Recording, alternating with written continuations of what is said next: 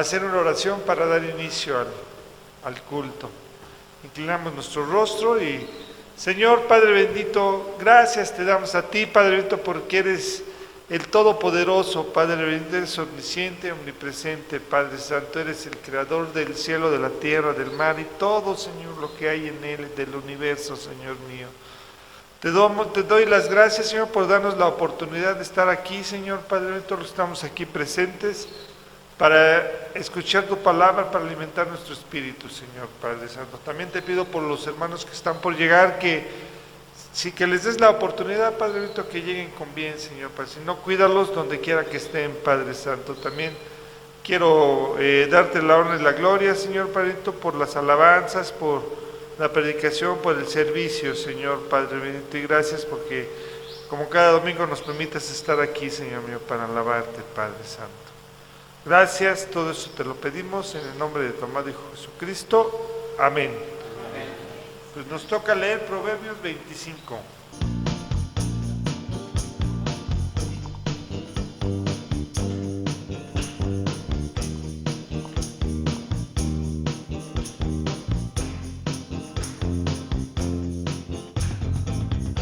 Aleluya, gloria, aleluya. Aleluya, gloria, aleluya. Aleluya, gloria, aleluya. Aleluya, gloria, aleluya. Cantad alegres, cantad a Dios, habitantes de toda la tierra. Servid a Dios con alegría, servid a Dios con regocijo. Aleluya, gloria, aleluya. Aleluya, gloria, aleluya. Aleluya, gloria, aleluya. Aleluya, gloria, aleluya. Y reconocer que Jehová es Dios, Él nos hizo y no nosotros mismos. Suyos somos y ovejas de su prado. Aleluya, gloria, aleluya. Aleluya, gloria, aleluya. Aleluya, gloria, aleluya. Aleluya, gloria, aleluya. Entran por puertas con acción de gracias, por sus atrios con de alabanza. Alabarle con canciones, bendecir su santo nombre. Aleluya, gloria, aleluya. Aleluya, gloria, aleluya. Aleluya, gloria, aleluya. Aleluya, gloria, aleluya. Porque Jehová es bueno, para siempre su misericordia y su verdad permanece por todas las generaciones. Aleluya, gloria, aleluya. Aleluya, gloria, aleluya. Aleluya, gloria, aleluya. Aleluya, gloria, aleluya. Aleluya, gloria, aleluya. Aleluya, gloria, aleluya. Aleluya, gloria, aleluya. Aleluya, gloria, aleluya. Aleluya, gloria, aleluya. Aleluya, gloria, aleluya. Aleluya, gloria, aleluya. Aleluya, gloria, aleluya.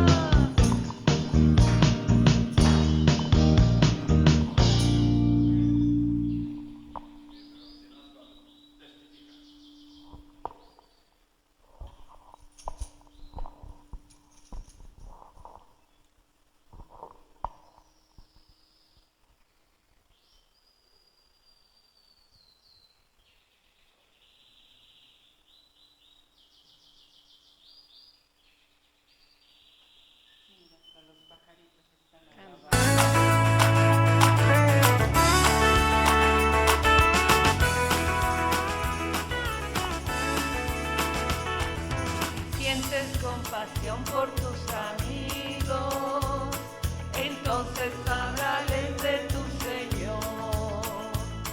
Si sientes compasión por tus amigos, entonces háblales de tu Señor.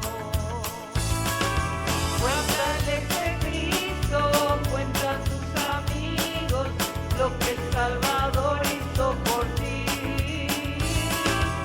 Háblales de Cristo, cuenta a tus amigos lo que el Salvador hizo por ti. Testifica, testifica de Cristo por doquier. Testifica, testifica de Cristo por doquier. Si sientes compasión por tus vecinos, entonces háblales de tu Señor. Si sientes compasión por tus vecinos, entonces háblales de tu Señor. Háblales de Cristo, cuenta a tus vecinos lo que el Salvador hizo por ti. Háblales de Cristo, cuenta a tus vecinos lo que el Salvador hizo por ti. Testifica, testifica, testifica de Cristo por doquier. Testifica, testifica de Cristo por doquier. Si sientes compasión por tus parientes, entonces háblales de tu Señor. Si sientes compasión por tus parientes, entonces háblales de tu Señor. Háblales de Cristo, cuenta a tus parientes lo que el Salvador hizo por ti. Háblales de Cristo, cuenta a tus parientes lo que el Salvador hizo por ti. Testifica, testifica, testifica de Cristo por doquier. Testifica, testifica de Cristo por doquier.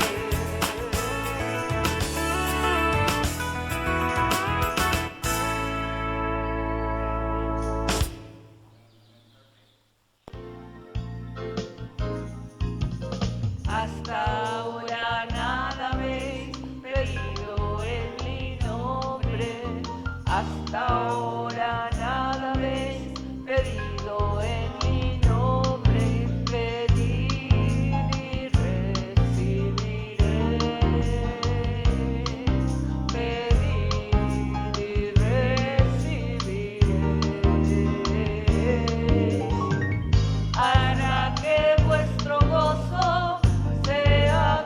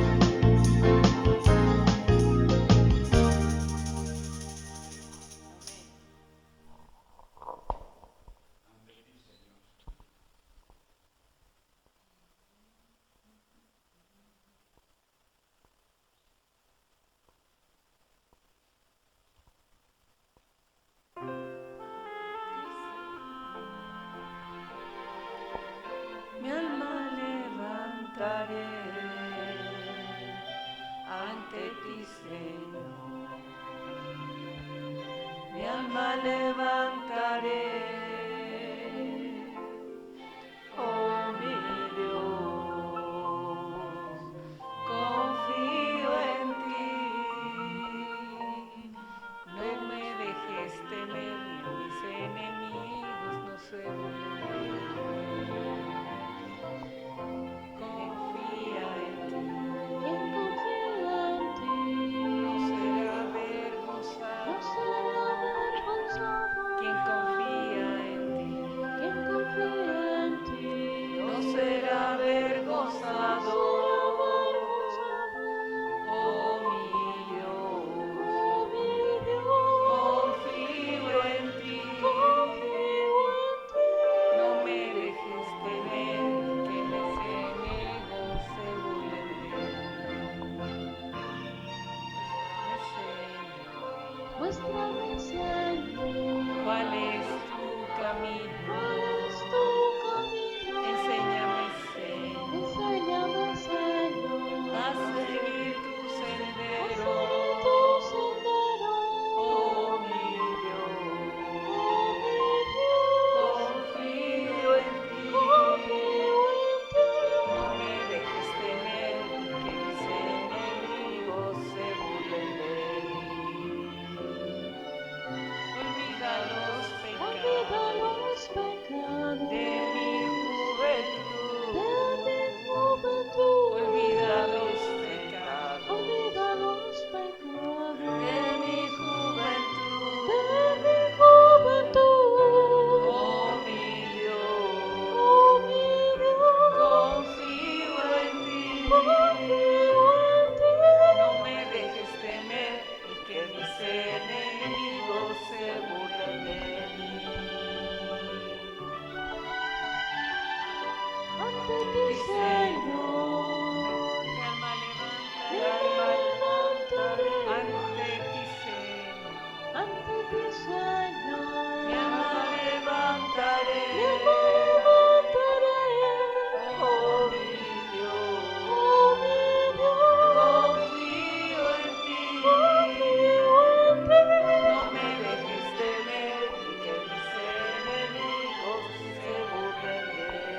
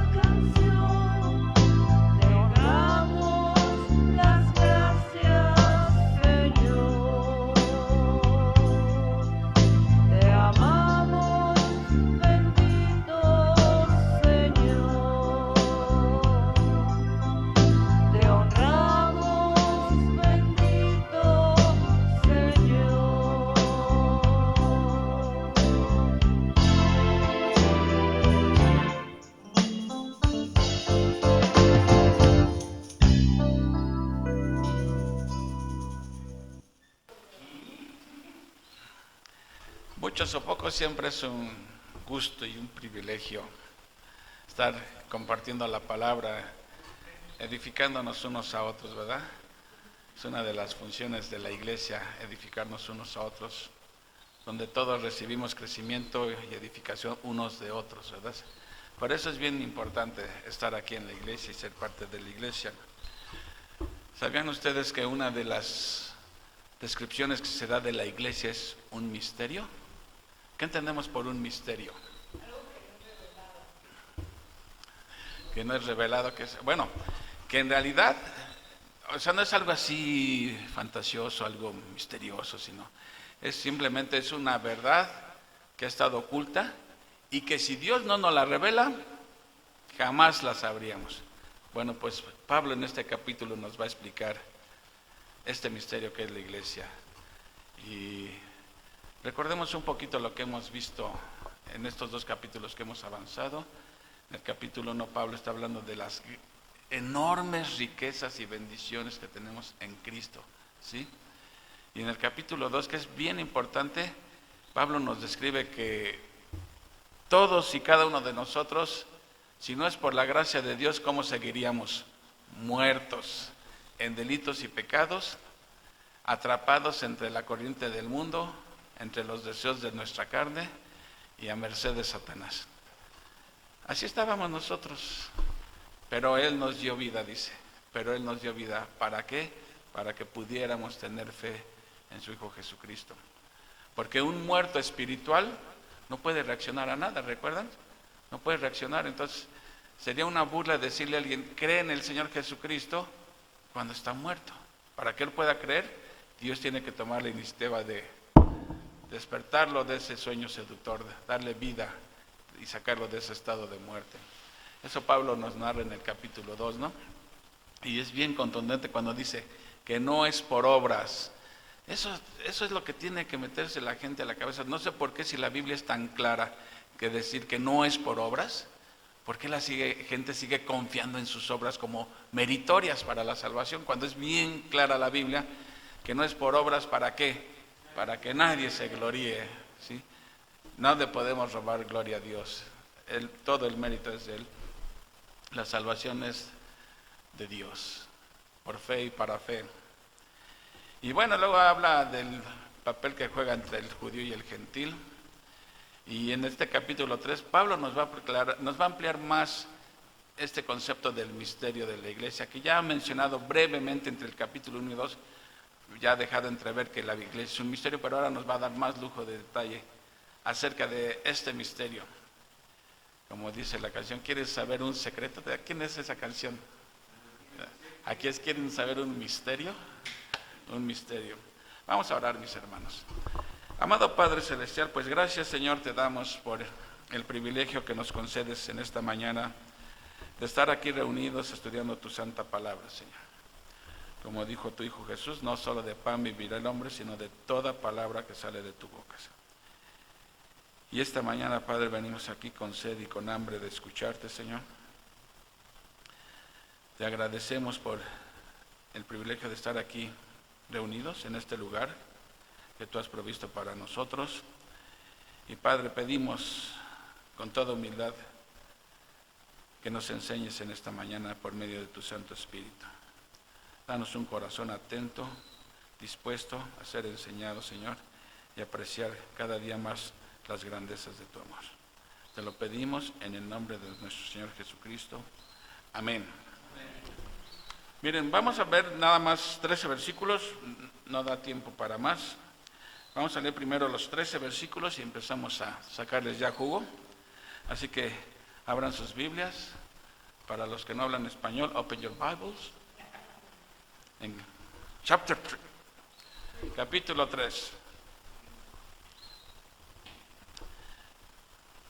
Fíjense, aquí dice algo bien interesante. Bienvenidos.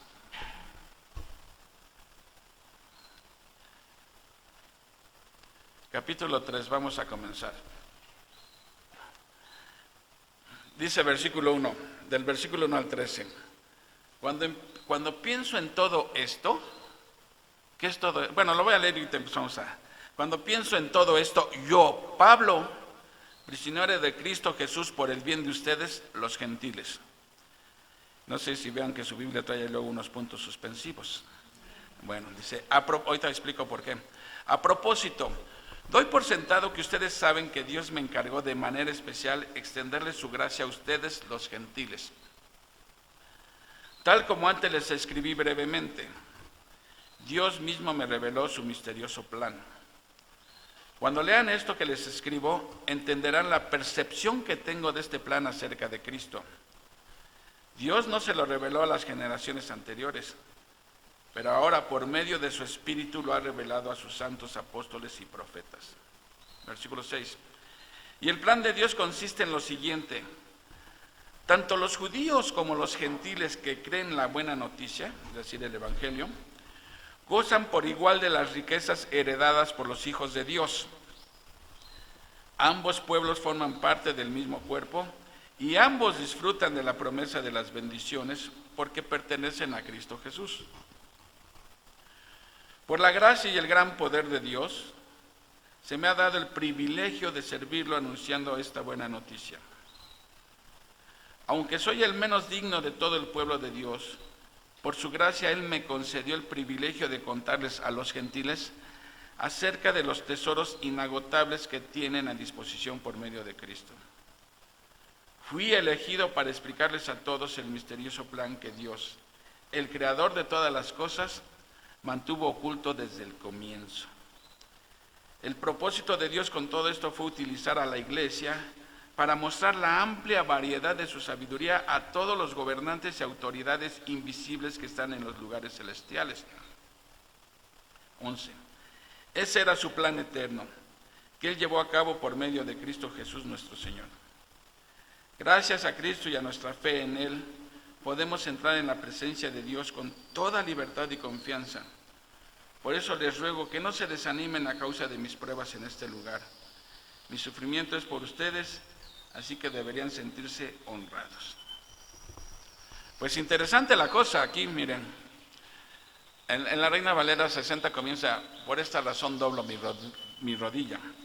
Y lo dice aquí: cuando pienso en todo esto. ¿En qué es todo esto? En lo que acaba de decir en los versículos anteriores, ¿sí? Cómo Dios ha logrado unir judíos y gentiles, ¿sí? Ya lo había mencionado antes. Dice: cuando pienso en todo esto, yo, Pablo, prisionero de Cristo Jesús, por el bien de ustedes los gentiles. Miren, aquí el versículo 1, Pablo dice así, que va a ser una oración. Dice, en Reina Valera dice: por esta razón doblo mi rodilla. Pablo va a hacer, inicia con una oración, pero fíjense cómo en el versículo 2 ya no continúa la oración la continúa hasta el versículo 14, donde dice otra vez: por esta razón doblo mi rodilla. Entonces él comienza el versículo 1 como que va a ser una oración por los efesios, y de repente se sale del tema. Ya saben que era mucho el estilo de Pablo, se sale y luego regresa al tema. Bueno, pues aquí es lo que está haciendo. Entonces el versículo 2 al 13 es un paréntesis entre el versículo 1 y el 14. De ese es del paréntesis del que Pablo quiere hablarnos, ¿sí? Porque este pensamiento lo reanuda hasta el versículo 14 y dice, ¿tendrá alguna importancia este paréntesis? Es un paréntesis literario, pero fíjense, también es algo bien... No es casualidad que Pablo haga un paréntesis al decir esto, porque habla también de un paréntesis dispensacional. Miren, ustedes saben que Dios comenzó tratando con toda la humanidad. Al principio, lo que se llaman las dispensaciones. Con Adán y Eva, la dispensación de la inocencia, luego la dispensación de la conciencia, de la ley, etcétera. Bueno, Dios, a partir del capítulo 12 del Génesis hasta Malaquías, prácticamente Dios está hablando del pueblo judío. De repente entra la iglesia en acción, se abre un paréntesis, ¿sí?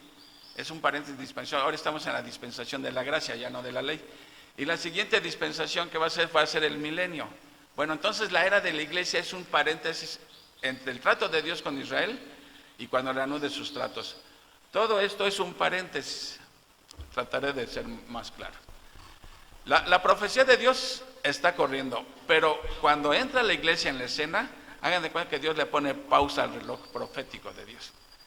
Y cuando Cristo venga por su iglesia, en el rapto, y venga la tribulación, comienza Dios le da otra vez clic a su reloj y comienza otra vez a correr la profecía.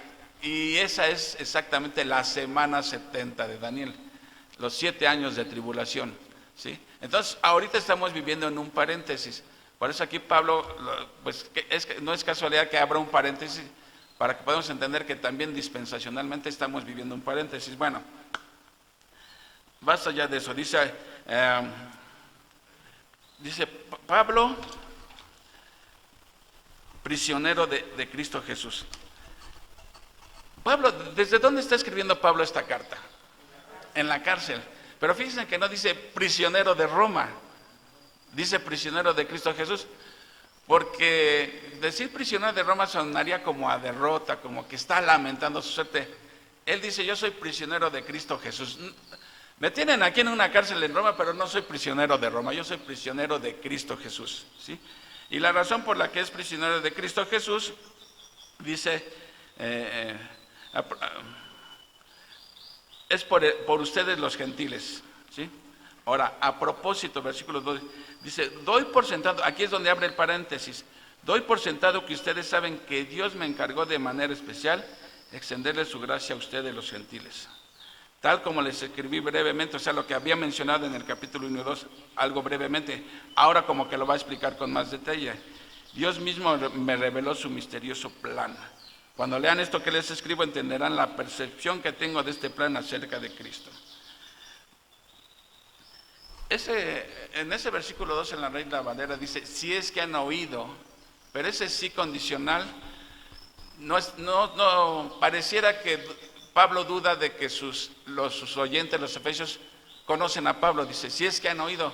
Pero fíjense, aquí la traducción de la NTV está más clara lo que quiere decir Pablo. Por eso el versículo 1 en la NTV termina con puntos suspensivos porque cambia la idea. Y aquí dice, a propósito, doy por sentado que ustedes saben que Dios me encargó de manera especial extenderle su gracia a ustedes los gentiles. Porque si decimos, si es que han oído, suena que Pablo duda, bueno, habrán escuchado de mí los efesios, y algunos por eso de ahí se han agarrado para decir que esta carta no fue escrita originalmente a los efesios, porque Pablo como que está dudando si la han escuchado. Pero el problema es que esa sí condicional también se puede traducir en el griego como puesto que, o ya que. Entonces, lo que está diciendo Pablo, ya que han escuchado de la gracia, ¿sí? Eso es lo que está diciendo, ¿sí? Entonces, dice aquí que me encargó de manera especial extenderle su gracia a ustedes. ¿Por qué habla de su gracia? Miren, habla de la gracia porque se manifiesta la gracia de Dios en 3 aspectos. Primero, al que escogió Dios para extender el Evangelio. Pablo fue nombrado apóstol porque lo merecía, por méritos. ¿Por qué fue? Por la gracia. Ahí se está manifestando la gracia de Dios. Es un privilegio que le diera a Pablo el ser el que va a revelar el misterio. Recuerden el pasado de Pablo. Pablo era un perseguidor de la iglesia, ¿sí? ¿Merecía ser nombrado? Que Dios le concediera a él el privilegio de dar a conocer este misterio. Ahí se ve la gracia de Dios. Ahora, la gracia de Dios se ve también en cuanto al contenido del mensaje de este misterio, ¿sí? Porque el mensaje es la libre e inmerecida bondad de Dios, ¿sí? Y por último, ¿dónde se viene a ver otra vez esta gracia? En los receptores de este misterio. ¿Quiénes son los receptores? Los gentiles, ¿sí? Tan indignos de ser favorecidos con esto, ¿sí? Esta administración de la gracia le fue concedida a Pablo. Ahora, Pablo, ¿cómo supo todo esto? ¿Cómo Pablo supo el misterio de la iglesia? ¿En qué consistía la iglesia?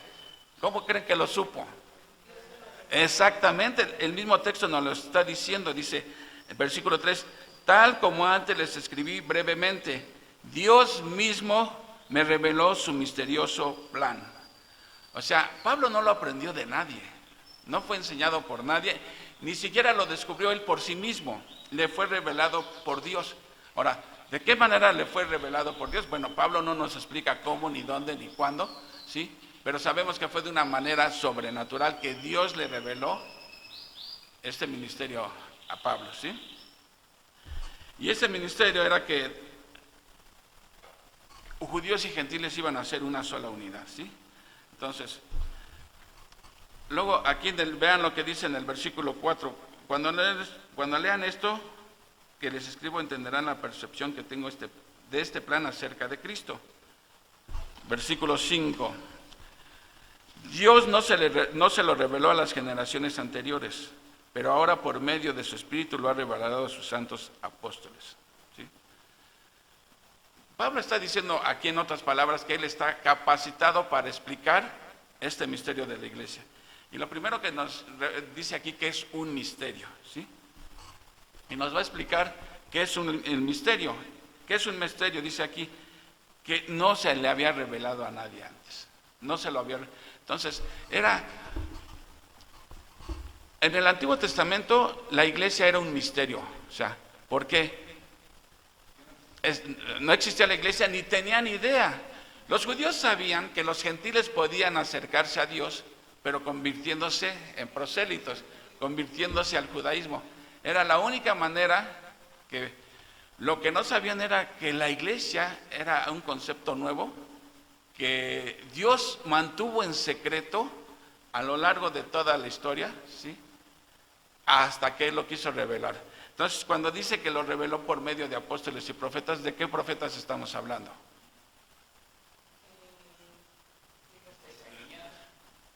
¿Isaías sabía de la iglesia? Dice que no lo había revelado antes. O sea, les digo, los profetas tenían, incluso Isaías menciona que los gentiles van a venir a la salvación, pero a través de Israel, ¿sí? Entonces Dios se lo reveló cuando hablamos de profetas, a los profetas del Nuevo Testamento, a los apóstoles y profetas del Nuevo Testamento. Si era algo que estaba oculto, entonces ni los profetas del Antiguo Testamento tenían una idea de que iba a haber algo que se iba a llamar la iglesia, ¿sí? Si en el Antiguo Testamento tú le hubieras dicho a un judío, mira, yo gentil, va a llegar el día en que tú y yo vamos a ser iguales delante de Dios. Le hubiera dado risa al judío. ¿Cómo crees que tú y yo vamos a ser iguales si nosotros somos el pueblo escogido? Ustedes son la escoria del mundo. Dios nos escogió a nosotros. Por eso es que los llevó a la arrogancia espiritual a Israel, ¿sí? Ahora, si quieres conocer al verdadero Dios, conviértete al judaísmo. Te vamos a dar chance de que entres al templo, que aprendas, que conozcas a Dios. Pero seguimos siendo diferentes, ¿eh? Yo sigo siendo judío y tú sigues siendo gentil. Ya no es tan chusma, ahora era como semichusma. Pero no era igual que un judío. Bueno, si tú le hubieras dicho a un judío que iba a llegar el momento en que tanto el gentil como el judío iban a ser iguales ante los ojos de Dios, le hubiera dado risa al judío. Ese era el misterio que estaba oculto y Dios lo dio a conocer hasta el Nuevo Testamento, cuando viene Cristo, ¿sí? Cuando se forma la iglesia, Dios da a conocer ese misterio. Por eso la iglesia se refiere a un misterio, a una verdad oculta que si no es por Dios, nunca lo hubiéramos descubierto, nunca, ¿sí? Entonces, ahora, si esta verdad fue revelada a los profetas del Nuevo Testamento, entonces lógico que no se refiere a los del Antiguo Testamento, porque esos ya hasta muertos estaban, ¿sí? Entonces, es bien importante entender esto, ¿sí? Ahora, no todos piensan así, algunos creen que la iglesia sustituyó a Israel, pero no. Dios tiene un pacto con Israel, hizo un pacto con Abraham y lo va a cumplir literalmente, ¿sí? La iglesia, ese es el paréntesis. ¿Cuándo va Dios a reanudar los tratos con Israel? En la segunda venida de Cristo, cuando venga la tribulación, ¿sí? Dios reanuda el trato con Israel nuevamente, ¿sí? La iglesia ya no está aquí, ¿sí? Ahora, ¿por qué algunos dicen que la iglesia es Israel? Miren, la palabra iglesia en griego es eclesia, que literalmente significa llamados fuera, eclesia de llamar, de kaleo, entonces llamados fuera. Pero como todas las palabras tienen diferentes usos.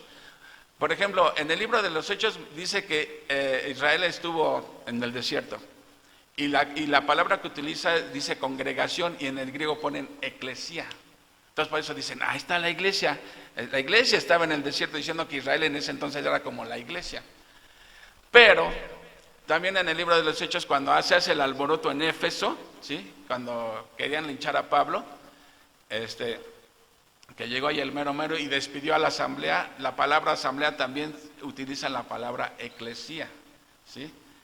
Y Jesús dijo, sobre esta roca edificaré mi iglesia, mi eclesía. Bueno, entonces, si estamos viendo que a veces se refiere a Israel, a veces se refiere a una reunión de paganos y a veces se refiere a la iglesia de Cristo, entonces, ¿qué es lo que nos va a determinar el significado? El contexto, el contexto. Entonces, aunque utilice la misma palabra, no significa lo mismo, porque a veces la palabra eclesía se refiere a una simple reunión. Hagan de cuenta, un meeting ahí del PRI era una eclesía, es una asamblea, una reunión, ¿sí? Entonces, no porque se utilice la misma palabra en griego quiere decir que es la misma, el significado es el mismo. Entonces, tenemos que determinar por el contexto a qué se está refiriendo, ¿sí? Ahora vamos a llegar a la verdad central de este misterio. Aquí en el versículo 6 Pablo nos lo va a decir. ¿En qué consiste este misterio? Ya nos dijo qué es un misterio. Una verdad no revelada, oculta, que si no es por Dios nunca la sabríamos, hasta que Dios la revela. Ahora nos va a decir en qué consiste ese misterio. Y está tan claro y tan sencillo, dice el versículo 6. Y el plan de Dios, o sea, el misterio de Dios del que viene hablando Pablo, consiste en lo siguiente. Ahí está. Tanto los judíos como los gentiles que creen la buena noticia, o sea, que creen que el evangelio, ¿sí?, gozan por igual de las riquezas heredadas por los hijos de Dios. Ambos pueblos forman parte del mismo cuerpo y ambos disfrutan de las promesas de las bendiciones. ¿Por qué? Porque pertenecen a Cristo Jesús, ¿sí? Aquí está bien claro. Era lo que yo les decía. A un judío le hubieras dicho esto antes de que naciera la iglesia, te tira de a loco. ¿Estás loco? ¿Sí? Bueno, recuerden que aún a los judíos convertidos a Cristo al principio entendían esto. Les costaba trabajo. A ver, un ejemplo de a quién, por ejemplo, le costó trabajo. ¿Qué le cayó? A Pedro, un judío de abolengo. Y que hizo que Dios, y eso que Dios le hizo una visión de mata y come. No, Señor, yo nunca he comido animal inmundo. Lo preparó para ir a visitar a Cornelio, ¿sí? Y hasta que entendió, y luego el mismo Pedro dice, es que ya entendí que Dios no hace diferencia entre ellos y nosotros. Así como ellos creyeron en Cristo, nosotros también tuvimos que creer en Cristo, ¿sí? Así como sobre nosotros vino el Espíritu Santo como indicativo de que habían creído en Jesucristo, con ellos sucedió lo mismo. Vino el Espíritu Santo sobre él. Entonces a Pedro había entendido esta verdad. Pero ¿qué pasó después cuando fue a Damasco? Pues como que le brotó lo judío otra vez por los poros de la piel, porque estaba ahí entrándole a las carnitas, estaba pidiéndolos con cuerito y su cilantrito, y nada más ve que llegan los judíos y se empieza a apartar y ya no quiso comer con ellos. O sea, es que era una verdad que les costaba trabajo aceptar. O sea, imagínate, por siglos, sintiéndose ellos superiores a los demás, y en cierta manera lo eran, tenían privilegios porque pertenecían al pueblo de Dios, eran los poseedores de los pactos, los poseedores de la ley, privilegios que ningún gentil tenía, y como que de repente somos iguales. Entonces aún a los judíos ya convertidos les costó trabajo entender esto, ¿sí? Ahora, entonces eso es lo primero, que son coherederos de las riquezas de Dios, de las promesas. Segundo, que forman un mismo cuerpo, tanto el judío como el gentil forman un solo cuerpo. O sea, el gentil ya no está en desventaja frente al judío. ¿Se acuerdan? ¿Se acuerdan que Pablo comienza, y ustedes estaban lejos de Dios, lejos de la ciudadanía de Israel, pero ahora ya no están lejos, ahora son igual, un judío y un gentil, son copartícipes de la promesa en Cristo Jesús por medio del Evangelio. Ahí la promesa puede significar la vida eterna o todas las promesas que están incluidas en el Evangelio. O sea, ¿se va entendiendo entonces cuál era ese misterio? O sea, Dios lo mantuvo oculto por siglos y siglos y siglos. Nadie tenía idea de que algún día iba a existir algo como la iglesia. Ahora, también porque otra cosa ¿cómo podemos estar seguros que la iglesia no es Israel? Que la iglesia no nació con Moisés. ¿Cómo lo podemos saber así categóricamente?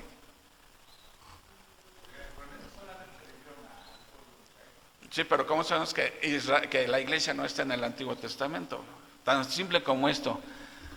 ¿Se acuerdan que Jesús le dijo a Pedro, de cierto te digo que tú eres Pedro, y sobre esta roca edificaré? ¿Tiempo qué? Si él está diciendo edificaré, significa que no existía todavía la iglesia. ¿Cuándo nace la iglesia? En Pentecostés, en Hechos 2, en Pentecostés, cuando empezaron a hablar en lenguas y descendió el Espíritu Santo. Ahí nace la iglesia. Luego entonces, ¿y cuándo termina la iglesia? Bueno, cuando venga en el rapto, cuando el último gentil se haya convertido, que se haya ya completado el cuerpo de Cristo, va a venir el rapto. Y después de eso viene la tribulación. Y ahora sí, como dicen, que los agarren confesados porque se vienen dura la cosa, ¿sí? Entonces, por más que quieran buscar la iglesia en el Antiguo Testamento, no está la iglesia ahí. No está la iglesia. Dios lo mantuvo en secreto. Y miren, yo me pregunto, y bueno, ¿por qué Dios lo mantuvo en secreto? Aquí hay otra evidencia de que Satanás no es omnisciente, porque ni Satanás lo sabía. O sea, Dios lo mantuvo en secreto. Si hubiera sido algo revelado, seguramente que Satanás intenta estropear los planes de Dios. Ingenuamente, porque no puede, ¿sí? Pero Dios lo mantuvo en secreto de ángeles, de profetas, del mismo Satanás, para que nadie lo supiera. Entonces, esto indica que el único omnisciente es Dios. Ni Satanás es omnisciente, no es omnisciente. No sabía esto Satanás.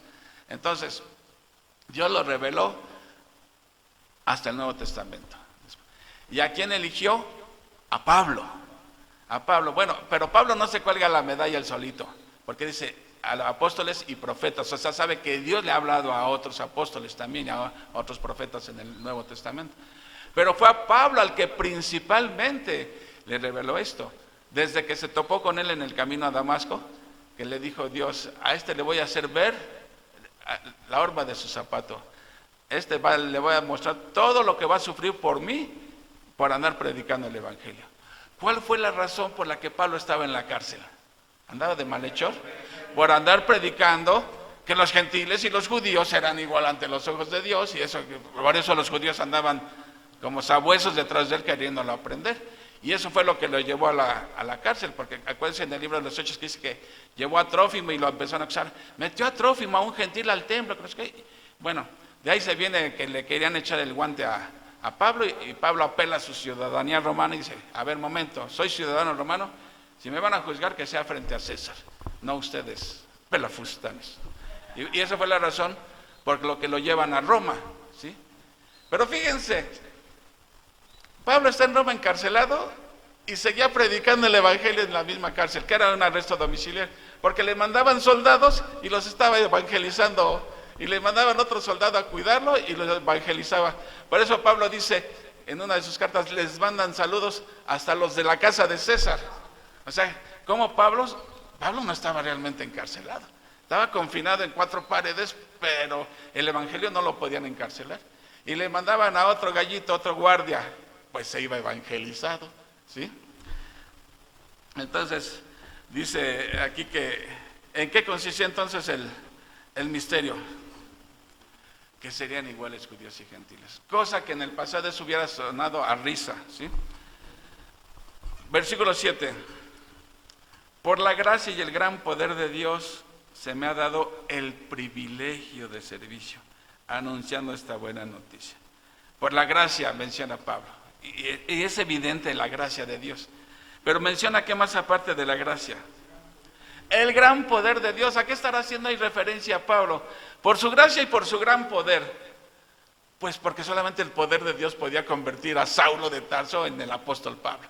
Acuérdense que Saulo de Tarso era un despiadado, o sea que cuando él mismo decía, iba buscando cristianos como toro bufando, respirando amenazas, ¿sí? Ay del que me lo encuentre, porque no se la va a acabar. Así, ¿cómo? ¿Ustedes creen que alguien humano lo hubiera persuadido a cambiar de opinión? Nadie. Es más, él dice, yo pensaba que le prestaba un servicio a Dios. Entonces se necesitaba el poder de Dios para cambiar a ese orgulloso fariseo, ¿sí? Bajarle los humos, ¿sí? Solamente eso lo puede hacer Dios, ¿sí? Y si Dios hizo esto con Pablo, que él mismo se declara el primero de los pecadores, ¿no lo puede hacer con cualquier otra persona? Con cualquiera. Entonces no desanimémonos, ¿Por qué? Porque Dios puede cambiar a cualquiera, por muy duro que pienses. Este es de corazón de acero, de esos que andan cantando, corazón de acero tengo yo, ¿sí? Pues aún ese corazón de acero, Dios lo transforma, ¿sí? Entonces por eso Pablo dice, pero por la gracia y el gran poder de Dios, se me ha dado el privilegio de servirlo. En la Reina Valera dice de ser ministro, pero creo que está mejor captada aquí la traducción, porque a veces ministro se utiliza para designar al pastor de una iglesia. Es el ministro fulano de tal, el pastor de tal iglesia. Y Pablo no está aquí queriendo decir que él es el mero mero, porque la palabra que está utilizando es diáconos. ¿Y qué significa diáconos? Un servidor. Por eso dice aquí, se me concedió el privilegio de servirle, ¿sí?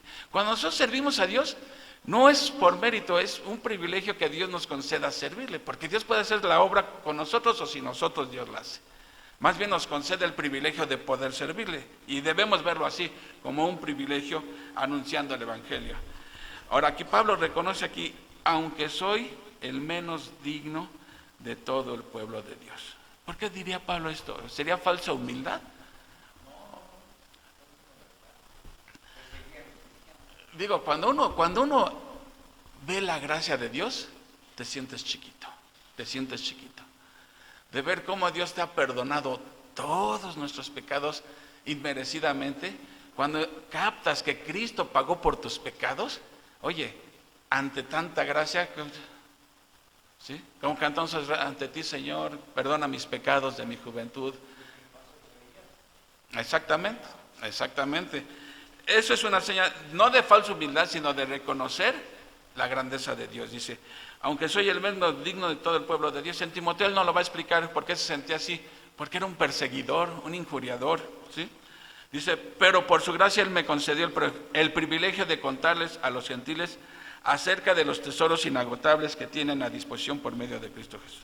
Ahí vemos el primer propósito por el cual Dios eligió a Pablo. ¿Con qué propósito fue? ¿Para qué? Para esa gracia que recibió Pablo, él la extendiera a los gentiles. ¿Y cómo se las va a extender a los gentiles? Pues compartiéndoles el Evangelio. Esa era la chamba de Pablo, ¿sí? No se quedó con todo el pastel. Tenía que convidarles a todos del pastel, ¿sí? Y esa era su chamba. Eso fue por lo que estaba en la cárcel, por andar compartiendo el pastel del Evangelio. Por eso fue a dar a la cárcel, ¿sí? De contarles a los gentiles acerca de los tesoros inagotables. En la Reina Valera dice riquezas inescrutables. Miren, cuando alguien se convierte a Cristo, aquí está hablando de riquezas inescrutables. Cuando alguien se convierte a Cristo, se convierte ipso facto, right away, inmediatamente en un multimillonario espiritualmente hablando. ¿Por qué? Porque hay tantas riquezas en Cristo, riquezas de bondad, de sabiduría, de perdón, etcétera, ¿sí? Ahora, esa palabra inescrutable significa que no se pueden rastrear. O sea, es algo inescrutable que no se puede rastrear. Pero fíjense qué curioso.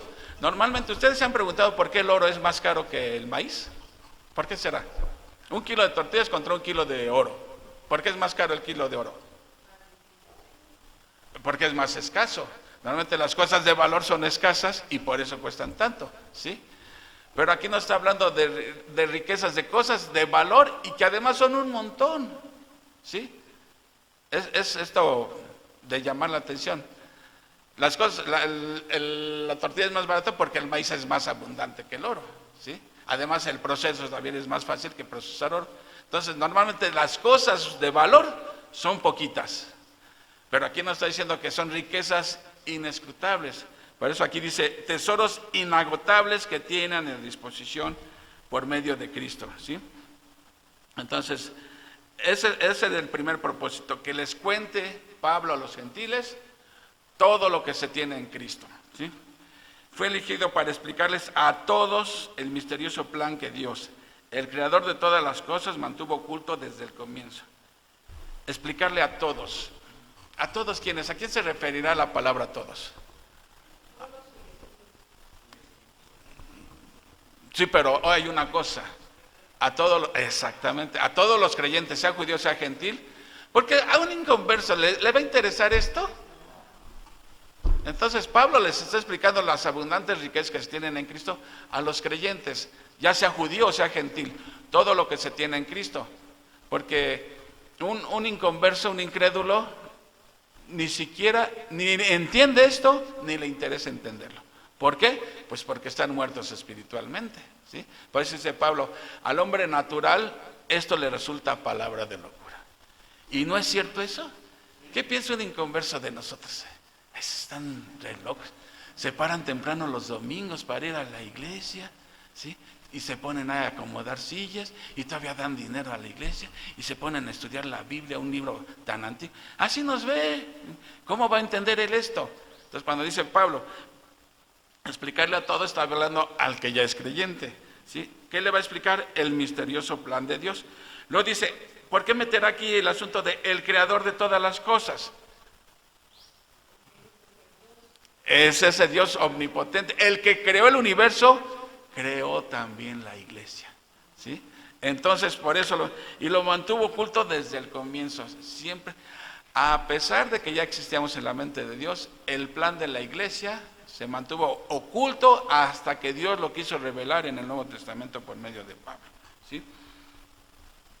Dice versículo 8, aunque soy el menos digno de todo el pueblo de Dios, por su gracia, este ya lo leí, ¿verdad? Bueno, lo leemos otra vez. Por su gracia Él me concedió el privilegio de contarle a los gentiles acerca de los tesoros inagotables que tienen a disposición por medio de Cristo, ¿sí? Les digo, cuando alguien confía en Cristo se hace supermillonario y sin haber comprado ni el billete de la lotería. Supermillonario en Cristo, espiritualmente. El 9 ya también lo leí. Fui elegido para explicarles a todos el misterioso plan que Dios, el creador de todas las cosas, mantuvo oculto desde el comienzo. Pero ahora vamos al segundo propósito. Entonces, vamos repasando. Primero Pablo nos explica qué es un misterio. Una verdad que se mantuvo oculta y no la podemos conocer hasta que Dios la revela.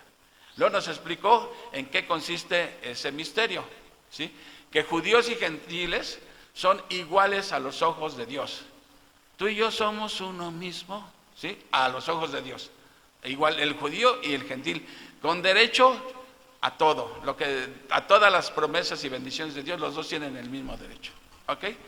Y luego el propósito por el que eligió a Pablo, para que les anuncie estas buenas noticias a los gentiles, ¿sí? Que estaban lejos de la ciudadanía de Dios, anunciárselas, ¿sí? Pero hay un segundo propósito bien interesante que compete a la iglesia. Fíjense, el del 10. El propósito de Dios con todo esto fue que utilizara a la iglesia para mostrar la amplia variedad de sabiduría a todos los gobernantes y autoridades invisibles que están en los lugares celestiales, ¿sí? Ese es un propósito actual, ¿sí? En relación con el misterio, es revelar su multiforme sabiduría.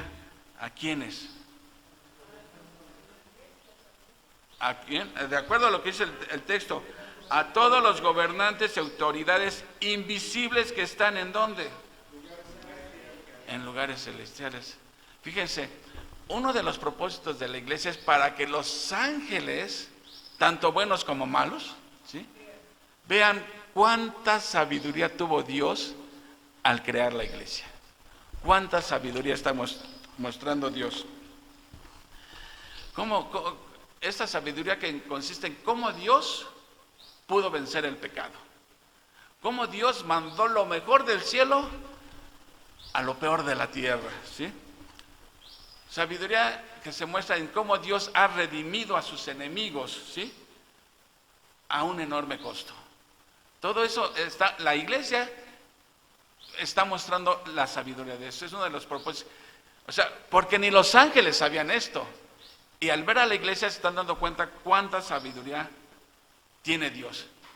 Cómo Dios ha conquistado con su sabiduría y con su amor y ha preparado a una esposa para su hijo, que es la iglesia, ¿sí? Los ángeles ven cómo Dios ha bendecido con toda clase de bendiciones a gente que no merecía hacer esto y los ha llenado de bendiciones espirituales en los lugares celestiales. Y ellos también están aprendiendo o aprenden, ¿sí? que es por medio de la obra de Jesucristo en la cruz, que eso ha traído más gloria a Dios y más gloria a Cristo, ¿sí? Y más bendiciones han venido sobre judíos y gentiles, ¿sí? Todo esto es como, la iglesia es como si el universo está aprendiendo a través de la iglesia cuánta sabiduría hay en Dios. Es increíble, ¿no? Nunca habíamos pensado en eso realmente, cómo la iglesia es una muestra de la sabiduría de Dios, cómo la iglesia goza de privilegios que ninguna otra persona en otra dispensación ha gozado ni gozará, ¿sí? Porque en el Antiguo Testamento las bendiciones además eran solamente materiales para Israel, siempre y cuando obedecieran. Para los gentiles no habían, vivían lejos. Y como les dije hace 8 días, no es porque Dios se hubiera olvidado de ellos. Ellos conocieron a Dios por medio de la credición, pero no le reconocieron. Y cuando alguien se propone ignorar a Dios, Dios le quita el freno. ¿Quieres lodo? Atáscate, atáscate. ¿Eso quieres? Adelante. Cosa seria, por eso es cosa seria ignorar a Dios, ¿sí? No tomarlo en cuenta, ¿sí? Porque dice, habiendo conocido a Dios, no lo reconocieron. Bueno, la iglesia tiene un papel único, ¿sí? Dice, y luego dice, este fue el plan de Dios ¿desde cuándo? O sea, ¿a Dios se le ocurrió el plan de la iglesia cuando falló Israel? Como decía, el plan A, voy a salvar al mundo a través de Israel. Si me falla, tengo plan B, voy a crear la iglesia. Dios nunca tuvo plan A y plan B, siempre tuvo un plan A, desde el principio, y aquí nos lo dice claramente, el 11, ese era su plan eterno, que Él llevó a cabo por medio de Cristo Jesús nuestro Señor. Entonces, este plan de la iglesia es eterno, había estado oculto, pero fue revelado, pero no fue un plan de emergencia para Dios, ese era su plan, que los gentiles se vieran beneficiados con las bendiciones que gozaban los judíos, y no solamente eso, que iban a formar parte de un mismo cuerpo, un mismo grupo, iguales, tanto el uno como el otro. Por eso dice Pablo, donde ya no hay judío ni hay gentil, ya no hay pobre, ya no hay rico, ¿sí? Ya no hay hombre, ya no hay mujer, ya no hay americanistas ni chivas, todos parejos delante de Dios. Todos pumas, bienvenidos también. Ese fue siempre su plan, ¿sí? Y otro beneficio adicional, dice en el 12, gracias a Cristo y a nuestra fe en Él, ¿sí? Podemos entrar en la presencia de Dios con toda libertad y confianza. Como resultado de nuestra fe en Cristo y de nuestra unión con Él, ¿qué tenemos? El privilegio de entrar a la misma presencia de Dios, cosa que antes eso no existía. Nada más el sumo sacerdote, y eso una vez al año, en el día de la expiación, podía entrar al lugar santísimo. Pero ahora, cualquier creyente puede entrar por la fe a la misma presencia de Dios. ¿Cómo? Dime, ¿cómo puedo entrar yo a la presencia de Dios? De acercarme a Él con plena confianza. Pues a través de la oración. A través de la oración estás en la presencia de Dios, sabiendo que por fe Él te está escuchando, sabiendo por fe que Él te va a ayudar, sabiendo que por la fe Él tiene la respuesta para ti, la solución. ¿Sí? Pablo lo dice, el Espíritu mismo intercede delante de Dios con ruegos indecibles, ¿no? Entonces, cuando uno ora, pues estás hablando con Dios realmente. Tienes que tener la certeza que Dios te está escuchando y que Dios va a contestarte de acuerdo a su amor y a su sabiduría. Pero es que yo le pedí un Rolls Royce. Bueno, no estás pidiendo de acuerdo a la voluntad de Dios, porque dice, intercede de acuerdo a su voluntad. Tú puedes pedir lo que quieras, pero Dios va a contestar con sí o con no, o a su tiempo, de acuerdo a su voluntad. Entonces, cuando Dios te dice no, pues no te molestes, porque Dios siempre contesta con sabiduría, y sabemos que la voluntad de Dios es perfecta. Entonces, si Dios me dijo que no, pues Él sabe por qué me dijo que no, ¿sí? Por eso decimos aquí que cantamos, pedid y recibiréis, pero a veces no recibe uno porque, ¿qué dice Santiago? Porque pedimos mal para nuestros deleites, ¿sí? Entonces, lo que sí dice aquí, que puedes estar seguro que Dios te está escuchando. No te está diciendo que va a contestarte de acuerdo a tu voluntad, sino de acuerdo a su voluntad de Él, porque la voluntad de Él es perfecta y la de nosotros es imperfecta, ¿sí? Si Dios nos concediera todo lo que le pedimos, híjole, si le pides $1,000,000 y quemadota que te dabas, ¿no? Pues, imagínate, entonces ese era su plan que se llevó a cabo, ¿cómo? Por medio de Cristo. Por medio de Cristo se ejecutó ese plan. Y ya para terminar dice el versículo 13, por eso les ruego que no se desanimen a causa de mis pruebas en este lugar. ¿Por qué les está diciendo Pablo a los efesios eso? ¿Por qué dice Pablo? Les ruego que no se desanimen a causa de mis pruebas en este lugar. Recordemos desde dónde está escribiendo Pablo. En la cárcel. Miren, ¿se acuerdan cuando vimos Corintios que los enemigos de Pablo decían que el hecho de que Pablo era encarcelado, azotado, era prueba de que no era un ministro de Cristo? Porque dicen, si fuera un verdadero apóstol no le pasaría todo eso. Y Pablo le está diciendo, no, ni por un momento piensen eso. Al contrario, estoy aquí por predicarles a ustedes los gentiles las buenas noticias de Dios. Así que no se apesadumbren por eso, no se me agüiten por eso. Yo estoy aquí gozoso de que estoy cumpliendo con lo que Cristo. Pablo nunca se quejó de sus circunstancias. Pablo podía haber dicho, Señor, estoy anunciando, y miren qué termino en la cárcel. Pablo entendía que cada circunstancia de su vida estaba bajo el control de Dios. Entonces, cada situación de nuestra vida no está bajo el control de Dios. También está bajo el control de Dios. Donde Dios te haya puesto. A lo mejor dices, yo trabajo en X lugar, no me gusta ahí, pero Dios te tiene ahí con un propósito. Con un propósito.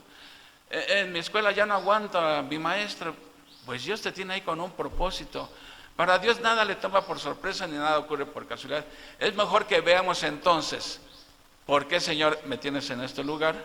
A decir, Señor, sácame este lugar. No, Señor, muéstrame por qué estoy aquí, ¿sí? Y eso me va a entender cuál es A veces uno quisiera hacer otras cosas, pero Dios tiene un propósito para nuestra vida, ¿sí?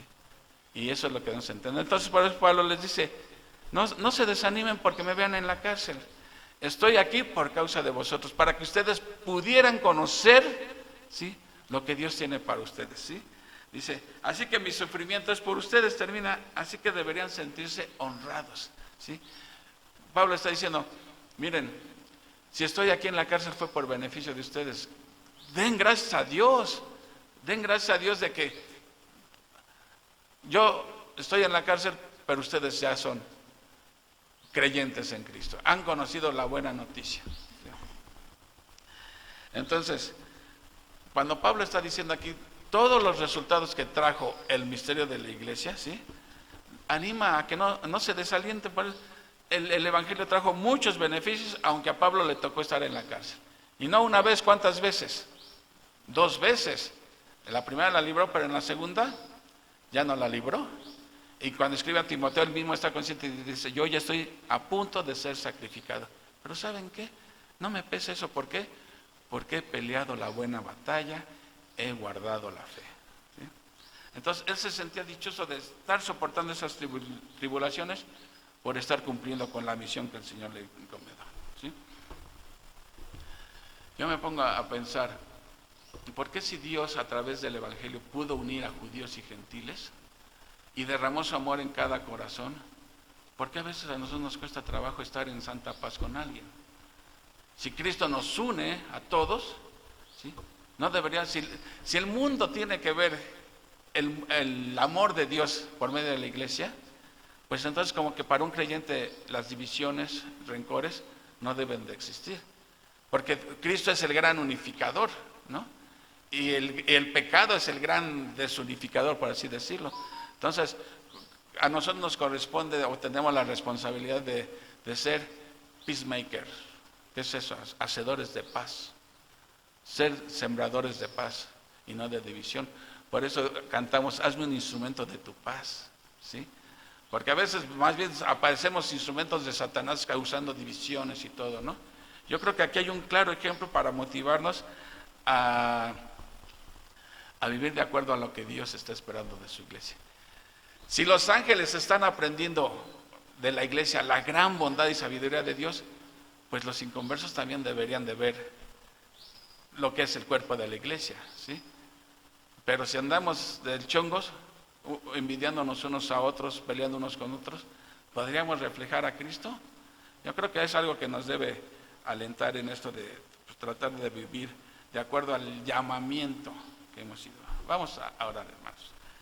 Bendito Padre Celestial, pues agradecidos nos sentimos, Señor, que tú hayas revelado este plan eterno, que mantuviste oculto por todas las edades, Señor. Y cuando a ti te plació, decidiste revelarlo para que nos viéramos beneficiados, pues nosotros los gentiles, que antes estábamos muertos, sin Dios, sin esperanza. Y qué triste es estar en este mundo sin esperanza, Señor. Sin esperanza ni para vivir y sin esperanza para morir. Pero ahora estamos en ti, Señor, porque estamos en tu Hijo Jesucristo. Agradecemos todas las bondades, Señor. Aún como pudiste reconciliarnos a todo el ser humano, a todo pecador contigo, y como por medio de tu iglesia pudiste reconciliar al judío y al gentil.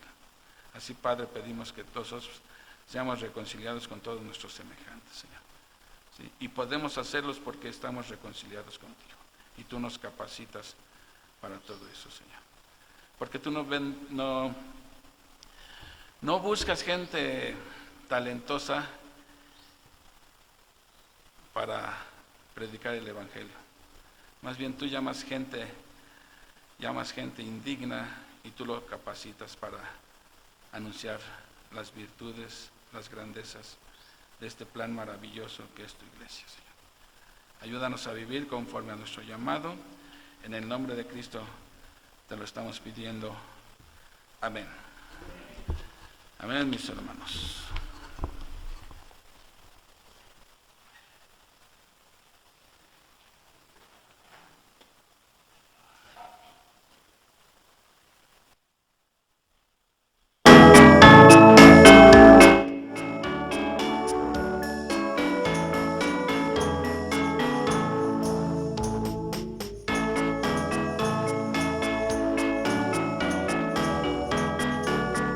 Miembros de un solo cuerpo, todos somos miembros de un solo cuerpo, siempre uno somos uno en Jesús. Todos fuimos bautizados en un cuerpo, todos fuimos bautizados en un cuerpo, todos fuimos bautizados en un cuerpo, todos por el Santo Espíritu de Dios. Del Espíritu sed llenos mis hermanos, del Espíritu sed llenos mis hermanos, del Espíritu sed llenos mis hermanos, para hacer la buena voluntad de Dios. Y por todo demos gracias siempre al Padre, y por todo demos gracias siempre al Padre, y por todo demos gracias siempre al Padre, alabando y cantando al Señor.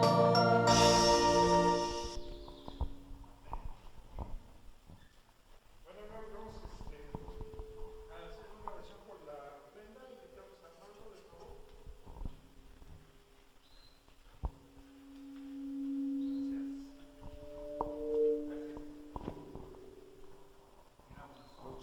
Hermanos, gracias Padre Celestial por permitirnos estar nuevamente en este santuario, Señor, en esta reunión, Señor.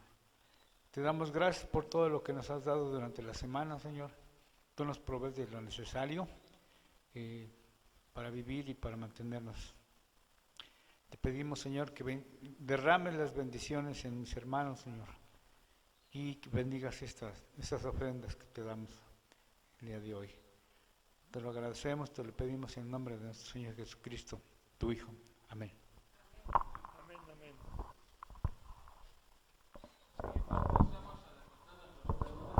Vamos a cantar 1 Timoteo 1, del 12 al 14, y lo vamos a hilar con el versículo 17, o sea que son dos cantos. Hoy tenemos como así que alegraos.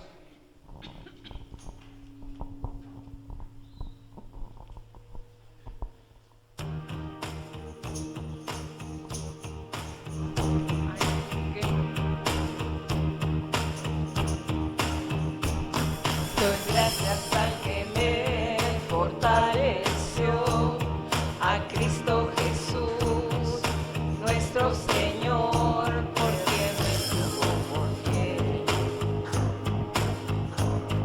poniéndome en el ministerio, habiendo yo sido antes blasfemo, perseguidor, injuriador, así recibido a misericordia, porque lo hizo en ignorancia, en incredulidad. Pero la gracia de nuestro Señor fue más abundante con la fe y el amor que es en Cristo Jesús.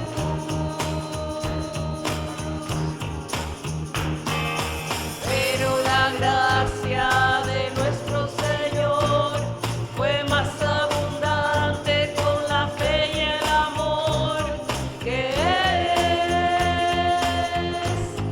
en Cristo Jesús.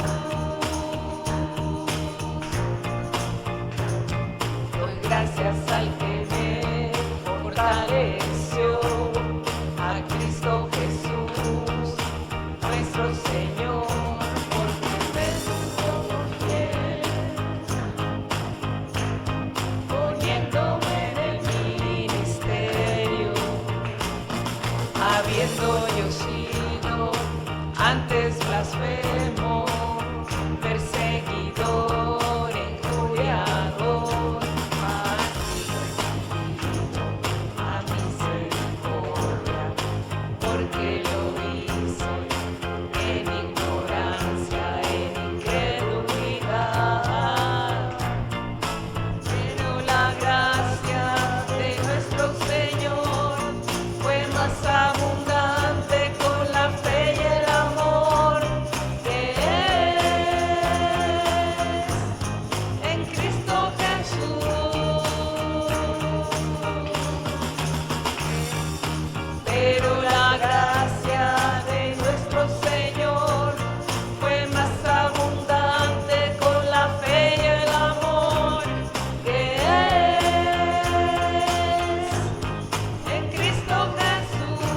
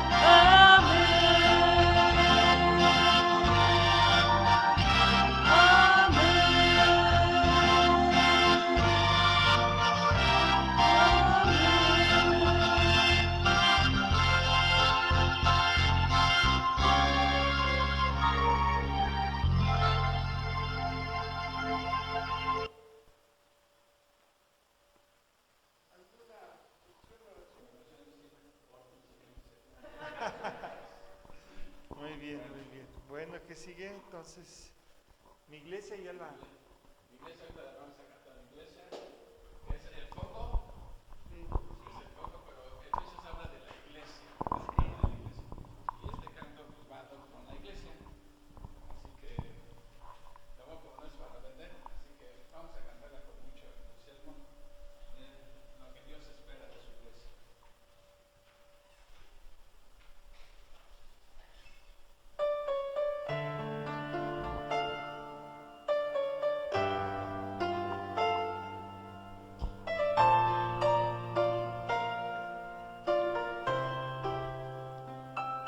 Hace tanto tiempo yo compré una iglesia a precio de sangre entre crudo dolor. Hace tanto tiempo que envié a mi hijo para rescatar lo que se perdió.